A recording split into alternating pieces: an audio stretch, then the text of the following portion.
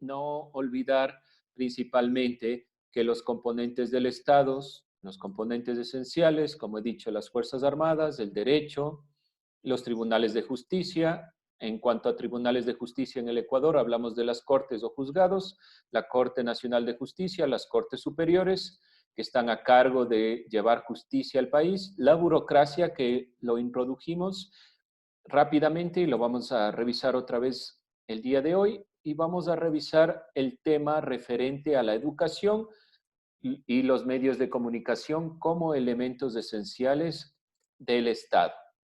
Y diferenciaremos, el tema de lo que es Estado, nación y gobierno.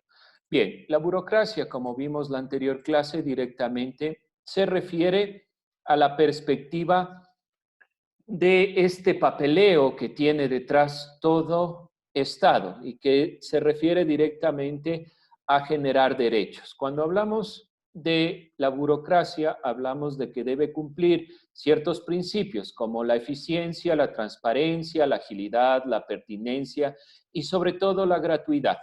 Si esto no se cumple y el proceso es principalmente un proceso que intenta generar, como se puede ver a la izquierda, una cantidad de papeles que no sirven para poder guiar los procesos judiciales, los procesos de índole de derechos, la burocracia se ve en el sentido propio de que es simplemente un mero papel.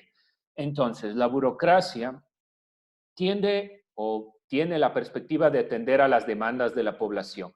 La población tiene diferentes tipos de demandas dependiendo de la situación que necesiten acceder por medio del Estado. Entonces, la burocracia tiene esa perspectiva.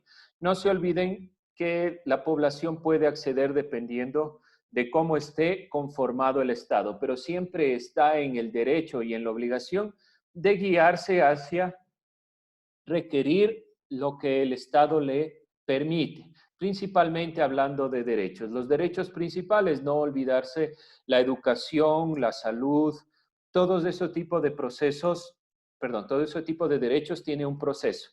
Y ese proceso principalmente le llamamos burocracia.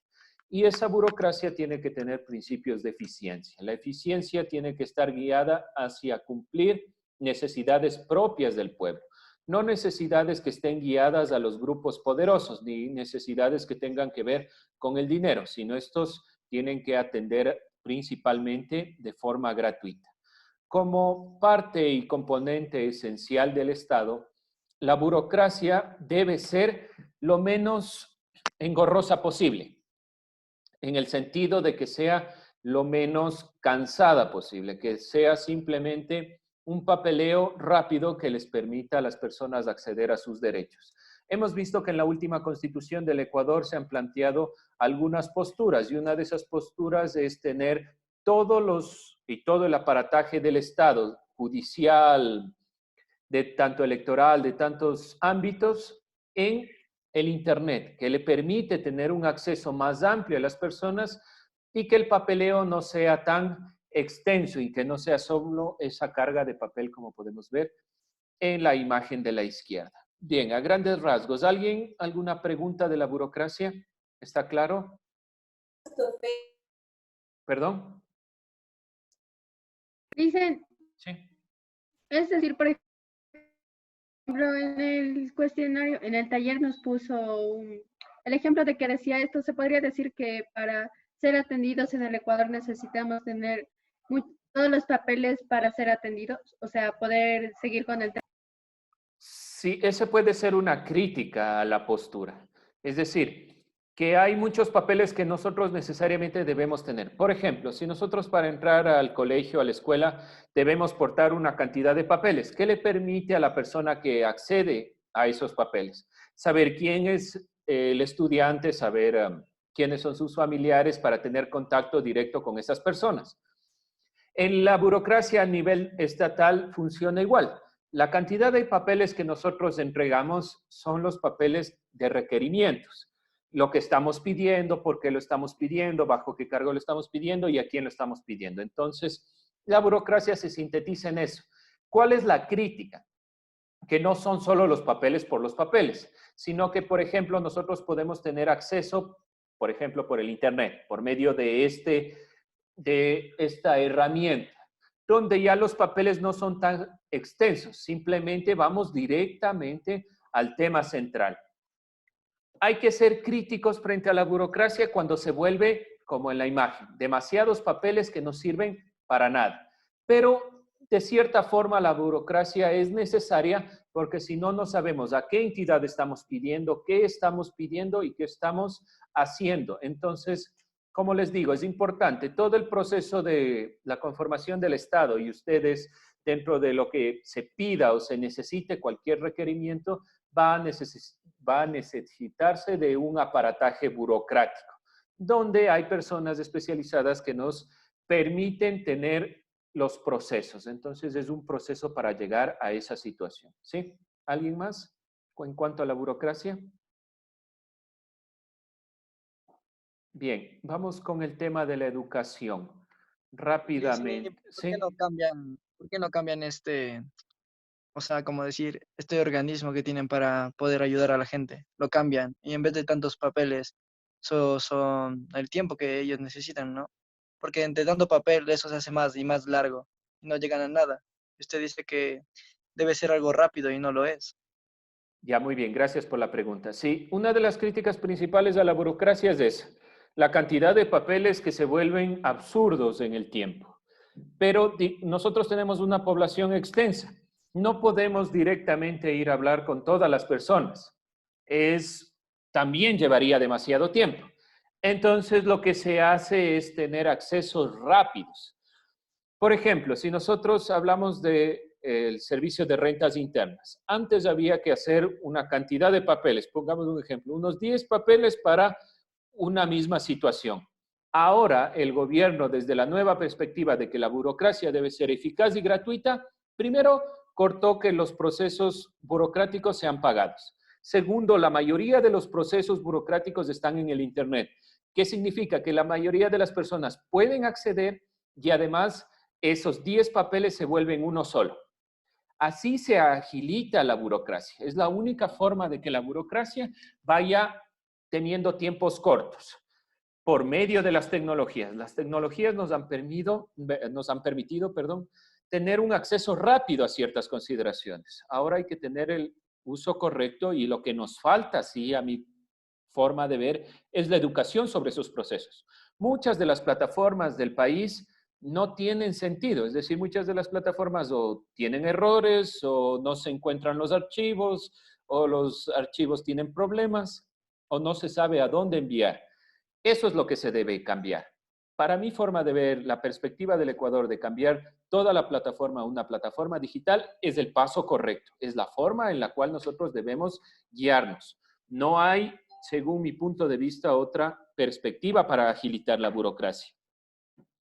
Pero esta burocracia, como les he manifestado, es una parte necesaria porque no podemos acceder a todos los pueblos y a todas las nacionalidades. Entonces, lo que se debe es partir de la educación en el sentido de la democracia, para que las personas sepan que tienen la posibilidad de acceder a muchos derechos y que esos son gratuitos. ¿Sí? ¿Alguien más otra pregunta?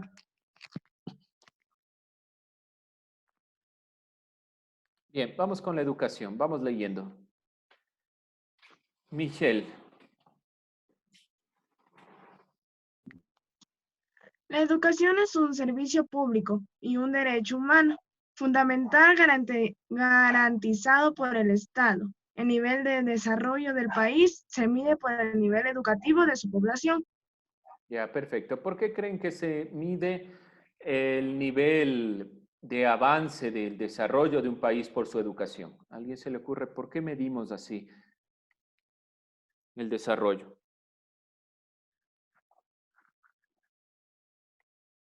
¿Por qué será que se mide? Tienen que Educación entre A ver, mejor vamos poco a educación, poco. mejor Vamos, le el escucho. desarrollo de nuestro país, ya que este podría evolucionar por la gente que se educa. Ya, puede ser un punto. Que gracias a la educación nuestro país puede triunfar, como subir, decir. Y si esta es Ya, mala, puede bajar. ya. ¿Alguien más, Sebastián? no. Ya, entonces, en general la educación es el punto fundamental de toda nación Y más allá del nivel de educación, el acceso a esa educación mide el nivel de desarrollo. Porque mientras más personas puedan aprender a leer y escribir, puedan aprender procesos de conocimiento, puedan aprender a reflexionar, puedan guiarse dentro del conocimiento, podrán llegar a elegir a nuevos gobernantes, a gobernantes que tengan un criterio más ligado al pueblo. En nuestros países tenemos muchos problemas con la consideración del voto y de las elecciones, y una parte es que no le damos sentido a la educación. Pensamos que la educación solo es aprender números, aprender reglas, aprender ciertos criterios que no llegan a concretarse en la realidad. Entonces, la educación como servicio público debe estar guiado a generar una sociedad más equitativa, una nueva sociedad, una visión diferente del mundo. La Constitución de 2008 garantiza la gratuidad de la educación para facilitar su acceso universal. El acceso universal es una perspectiva común.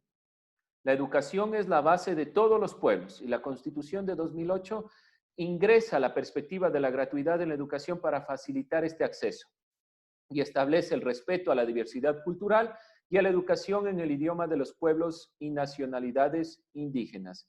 Hay que priorizar la nueva perspectiva de la educación como educación pluricultural y pluriétnica y pluricultural, y también en el sentido de tener una educación bilingüe. No solo hablamos de lo que ustedes reciben, sino no hablamos de educación en inglés, en castellano. Hablamos de la educación en el idioma propio de los pueblos autóctonos. Muchas veces las poblaciones alejadas no tienen acceso porque los profesores hablan en castellano, y es un problema que se ha suscitado y se ha visto evidente en los últimos años. Entonces, la educación con perspectiva liberadora debe tratar de forma igual en el sentido de que todos tengan acceso, pero respetando las posturas de cada uno de nosotros. Y debe priorizar y orientar la visión hacia las relaciones humanas, por lo tanto implica el diálogo. Esta es una visión crítica de la educación. Esto es lo propio que nosotros tendemos a hacer en educación, que no deberíamos. Organizar la mente de los estudiantes, de los jóvenes, como si fueran la del profesor, cuando los estudiantes tienen su propio criterio y deberían opinar sobre lo mismo. ¿Alguien más? ¿Alguna pregunta? ¿Está claro por qué es componente fundamental y esencial del Estado la educación? Bien. Vamos entonces introduciendo los medios de comunicación. Vamos, Stalin, ayúdeme leyendo. La comunicación es una actividad básica en el ser humano. La comunicación es un derecho que tenemos a expresarnos libremente. Ya, Stalin. Entonces, bajo esa definición, ¿por qué es importante como componente del Estado, desde su punto de vista? Podemos informarnos sobre las cosas que pasan, como tipo noticias, y podemos tal vez en una entrevista dar nuestro punto de vista, o en la calle, un noticiero. Ya, muy bien. Por lo general nosotros entendemos medios de comunicación dentro del periódico y la televisión, pero hay que tener un poco de cuidado porque este también es un nuevo medio de comunicación que se ha implementado con la perspectiva de abrir la posibilidad de que más personas puedan opinar, que no sea solo por medio de aquellos que manejan la televisión o el periódico, sino que todos podemos expresarnos. Por eso es que es un componente fundamental, porque nos permite dar nuestro punto de vista. Si nos damos cuenta por la realidad en la que estamos viviendo a partir del virus, nos hemos obligado a guiarnos y educarnos por otro tipo de medios, por los medios tecnológicos. Y las redes sociales son una forma de estar conectados con el mundo y con la realidad. ¿Qué debemos ser? Debemos ser críticos frente a esta perspectiva. Debemos cambiar la visión de las redes sociales. Ahora, ya vamos con la crítica a esta visión. Antes, no olvidar que este es el principio fundamental histórico del acceso masivo a los medios de comunicación. La imprenta del siglo XV de Johannes Gutenberg es el principio fundamental para que se dé el acceso mayoritario a los medios de comunicación, principalmente el periódico y los libros, ya que se podía extender ampliamente el papel y poder tener a más personas que accedan al mismo. Vamos con la crítica directa a las redes sociales. ¿Cuál es el peligro principal que nos presenta las redes sociales? Que no Toscano. todo lo que circula es Le escucho de nuevo. Información falsa. Información falsa, no todo lo que circula, decía Alison. Plagio. Plagio, uno de los principales problemas y que ustedes deben estar conscientes en las redes sociales, en el Internet, es que se puede modificar rápidamente sin la necesidad de que haya un corrector. Por ejemplo, si nosotros vemos Wikipedia, Wikipedia tiene muchas cosas falsas, pero Wikipedia detrás tiene una grandes personas que están a cargo de corregir los errores. Eso es una forma de poder tener siquiera algo de corrección. En las redes sociales, ¿cómo nosotros podemos saber si lo que nos están evidenciando en Facebook, en Instagram, en Twitter y demás, que es verdadero o no? ¿Cómo podemos saber que nos dicen la verdad o no los medios de las redes sociales? Por las fuentes bibliográficas. Ya, pero por nosotros... las fuentes Ya. oficiales. Ya, pero si nosotros recibimos una noticia, mañana no hay clases, dijo el alcalde de Quito. Puede ser que la noticia sea verdadera, pero el contexto no. Es decir, que las redes sociales tienden a tener un problema de fondo, donde cualquier persona puede publicar lo que sea. Por más que esa noticia sea verdadera, hay un contexto detrás. Y al eliminar el contexto, se tergiversa la perspectiva. Entonces, en realidad, ¿cómo podemos nosotros evidenciar una noticia verdadera o no? No parte más que de las personas que utilizan redes sociales. Si nosotros accedemos al Facebook y vemos una noticia y la creemos sin contrastarla con otros medios de comunicación, como la televisión, como la prensa, como diferentes medios independientes, asumimos esa noticia y creemos lo que nos digan. Entonces, ¿de dónde parte principalmente? De la educación. Si nosotros no nos educamos en el medio en el que estamos, con procesos complejos de información y de sobrecarga de información gracias al Internet, y nosotros no sabemos elegir, no hay forma realmente que solo accedamos a cuentas, digámoslo así, fiables o a ideas fiables. Nosotros tenemos que ser críticos. Si nosotros no somos críticos, no hay forma que podamos decidir qué es lo verdadero y qué es lo falso. Las redes sociales han sido un avance fundamental de los anteriores medios de comunicación, pero traen sus desventajas. Y las desventajas son principalmente las que hemos denunciado y traen la problemática de difundir cosas que a veces no son ciertas y generan pánico. Uno de los principales problemas, si nosotros vemos a raíz del virus que estamos pasando y por la situación en la que estamos, el principal problema es la desinformación. Y la desinformación a partir de redes sociales. Nosotros no tenemos mayor filtro si no somos y no creamos a partir de la educación un criterio propio. Nosotros tenemos que elegir qué hacer y qué decidir. Si no parte de ustedes, no hay forma realmente que se pueda concretar esta perspectiva. Para eso, principalmente nos educamos, para comprender cómo el mundo funciona, más allá de comprender cómo funcionan ciertos criterios de materias específicas. ¿Alguien más? ¿Alguna crítica frente a esto? ¿Alguna postura? Bien. Vamos viendo las diferencias de nación, estado y gobierno.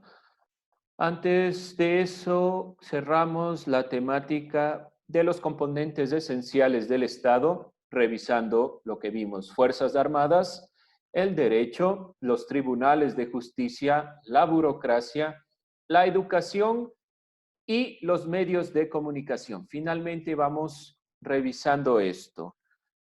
Vamos, que me ayuda rápidamente a leer. Yo le hice, Vamos. nación hace referencia a un colectivo humano que mantiene elementos comunes que caracterizan su identidad. Ya, muy bien. Vamos, hay un punto principal. La nación no es exactamente lo mismo que un Estado. La nación es anterior al Estado. La nación es el grupo y colectivo humano que se identifica con una identidad, con un criterio común. Por ejemplo, las nacionalidades indígenas. Muchas nacionalidades de la parte amazónica del Ecuador se identifican con un criterio que les identifica como comunidad, pero ese criterio no necesariamente está delimitado por un territorio. Muchas de las comunidades indígenas de la Amazonía en el Ecuador solo se identifican con su comunidad, no diferencian Ecuador de Perú, por ejemplo, ¿sí?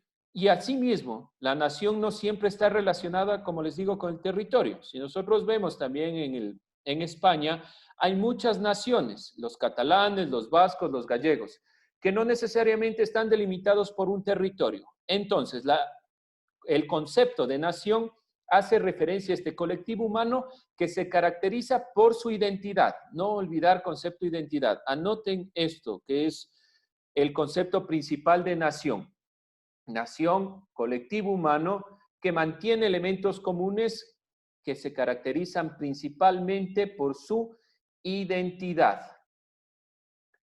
No olvidar las nacionalidades indígenas. Las nacionalidades indígenas nos muestran que esas naciones tienen un criterio de identidad propio que no necesariamente es el territorio, ni el gobierno, ni el Estado ecuatoriano.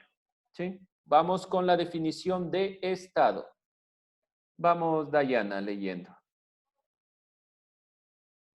El Estado es un armazón institucional que se ubica sobre una nación o varias para organizar política y jurídicamente. Ya.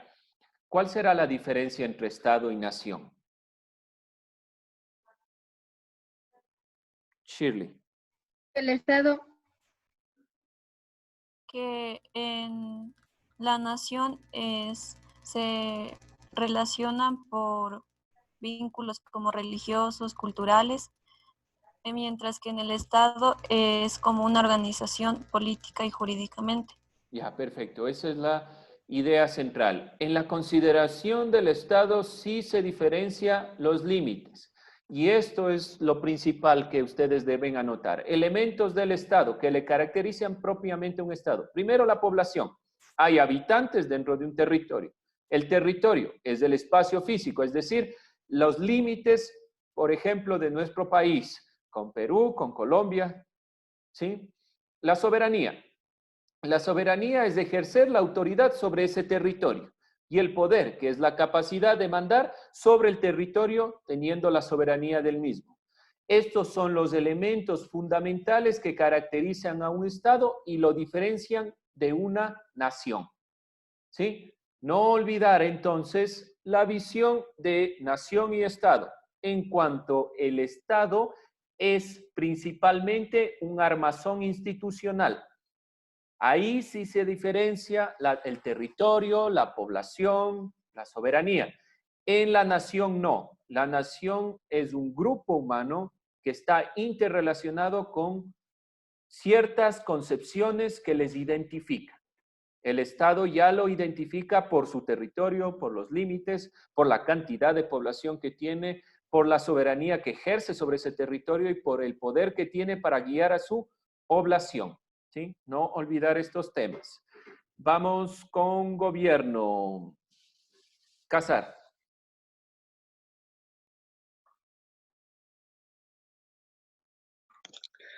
El gobierno ubica un vacío de poder sobre la sociedad para organizar la autoridad de control.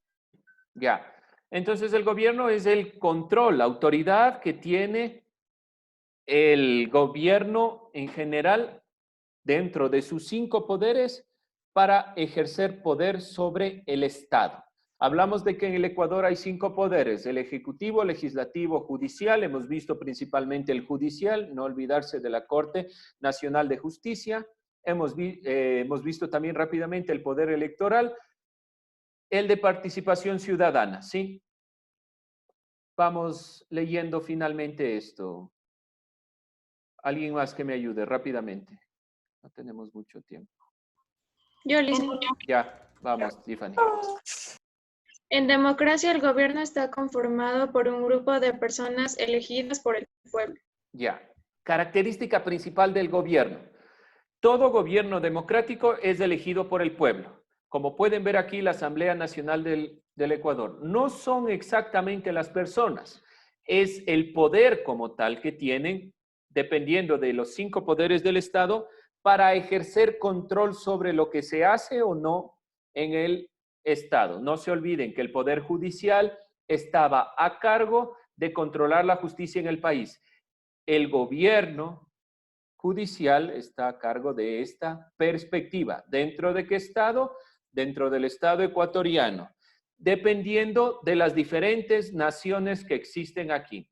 Vamos por terminar con esta temática. Alguien que resuma rápidamente, diferencia poder, gobierno, Estado.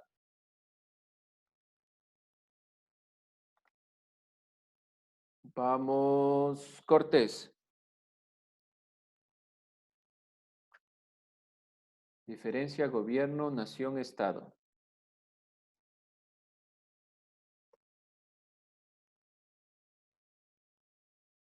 ¿No está ahí?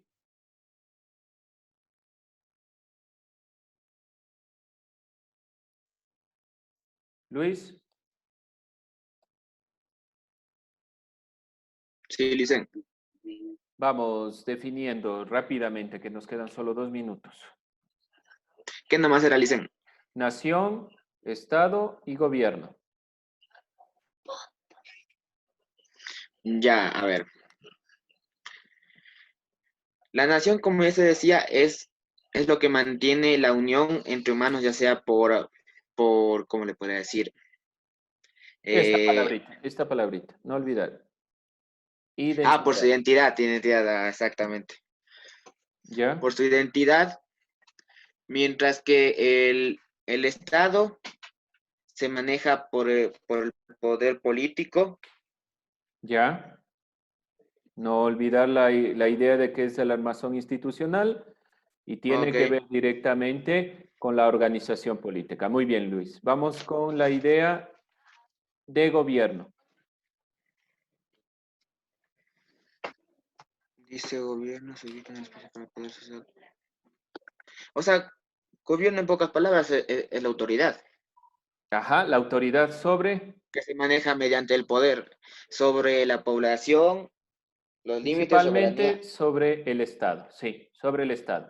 No olvidar que el Estado conforma la población, el territorio, la soberanía y el poder. Muy bien, jóvenes. Vamos a terminar la clase